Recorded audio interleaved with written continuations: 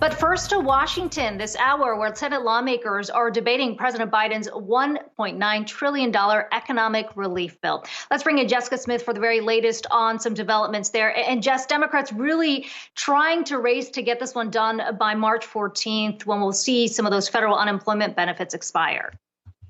Exactly. They are racing against the clock here to get this done. And in just the past hour or so, we learned a little bit more about what the Senate version of this bill is going to look like. According to two Democratic sources, President Biden has agreed to lower the income levels for people who are eligible for stimulus checks. So now in this new package, individuals making more than $80,000 will not qualify for the $1,400 direct payments. That's compared to $100,000 in the House bill.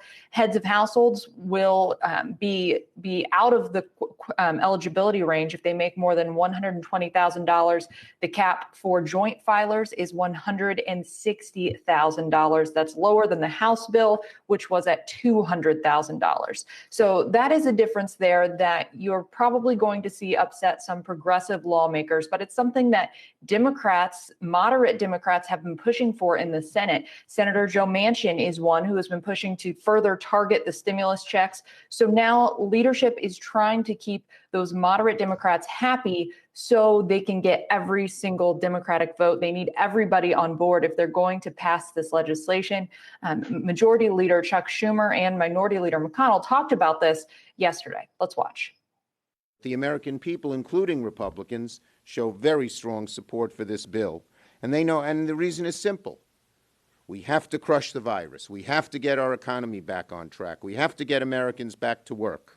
So we'll be fighting this in every way that we can. It is my hope that at the end, Senate Republicans will unanimously oppose it, just like House Republicans did. And I think it's noteworthy that over in the House, the only thing bipartisan about the proposal was the opposition to it.